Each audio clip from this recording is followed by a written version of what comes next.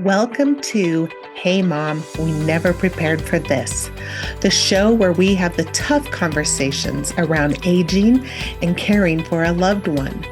Whether you're an adult child or an aging parent or anyone caring for a loved one, this podcast is for you. I am your host, Angela Vanderpool, and each episode we dive into actionable tips, heartfelt stories, and expert guidance to support you on your journey.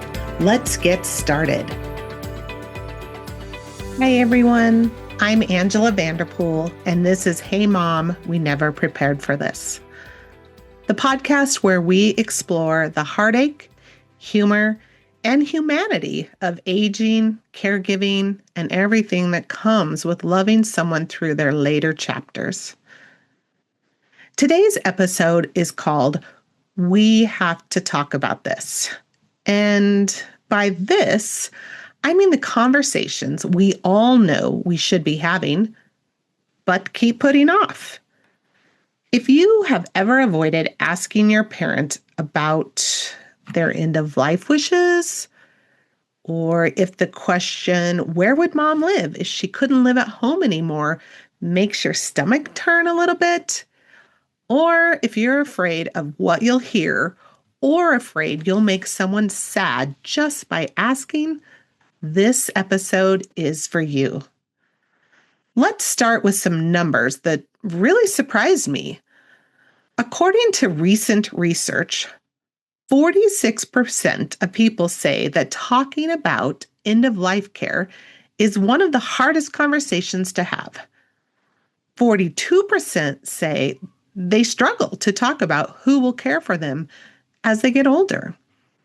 And 34%, over a third, avoid the conversation about where they would live if they couldn't stay at home. Now, here's the twist.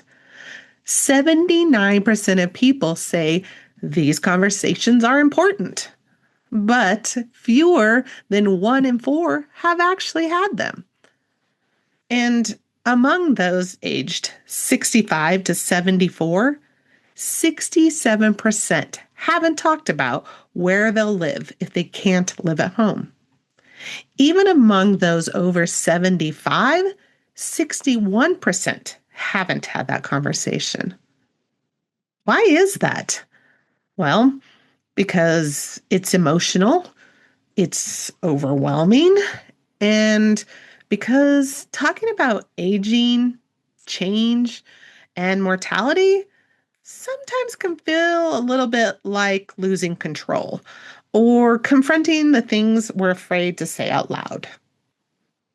For me, the turning point started with bacon and eggs. Every Friday for almost 2 years after my dad's health diagnosis, we would go out for breakfast. At first, it was casual, just a nice routine, time to get together. But over time, those breakfasts became something more. Little by little, we started talking about the harder stuff. Things like where he wanted to live as his health declined, his financial situation, and his wishes for what end-of-life care would look like. And I'll be honest, we didn't always get it right. One thing we avoided for way too long was his driver's license. We didn't talk about it until he got into a fender bender, and then we had no choice but to have the conversation. But here's what I remember most. On a family trip to Costa Rica, when we were sitting outside by the pool, we finally talked about hospice and end of life. And not in a scary way, but just openly. And he said what was important to him was to be at home with the dogs and with you all nearby. No machines, no hospitals. And because we had those conversations, we knew how to honor his wishes. He died at his own home, peacefully surrounded by the people and pets he loved. And we were ready, not emotionally maybe, but spiritually, it was a sacred, beautiful time, not a chaotic and scary time. This is the power of not waiting. So, why do so many of us still avoid these talks? There are a few reasons, and these are some of the ones that I've heard and maybe will resonate with you. I don't want to upset them. We've got plenty of time. We'll talk about it later. I don't know how to bring it up. What if we disagree? But here's the truth. Avoiding it does not make it easier. It just makes the eventual moment harder, messier, and probably more uncertain. Studies show that when a loved one's wishes are clearly recorded, they are 41% more likely to have a good end-of-life experience. So, what do? We start. Not perfectly, not all at once, but we start. I like to think of it as being a heart with ears. Not a fixer, not a debater, just someone willing to listen with love and compassion. After my dad died, I made the mistake of jumping into logistics, taking care of everything, appointments, paperwork, figuring out finances. But what I was missing was being present with my mom. It wasn't until a sweet group of ladies at Whispering Winds Retirement pulled me aside and said, "She's just not just overwhelmed, she's grieving," that I realized I was missing the emotional piece with my mom.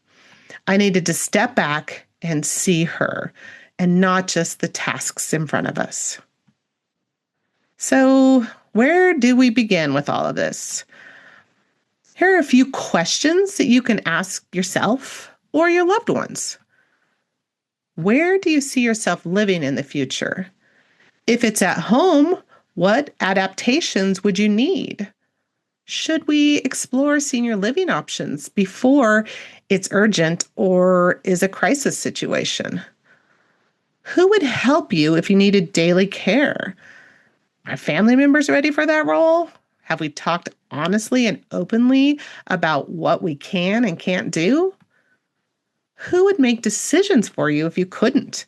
Have you designated a power of attorney? What kind of care do you want at the end of life? Have you documented your wishes in writing? Even one conversation about one of these topics can create peace of mind. And if you're nervous about how to bring it up, try this. "Hey, Mom, I listened to this podcast and it got me thinking."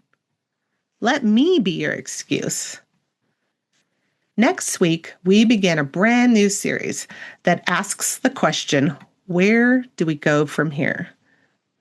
Because when it becomes clear that our aging loved one can't or chooses not to live alone anymore, we face a whole new set of decisions. So we'll be talking about it. We'll be talking about things like what senior living options actually exist. How do we evaluate a community or home care choices? When and how do we bring up the topic? What questions do we ask as we're researching?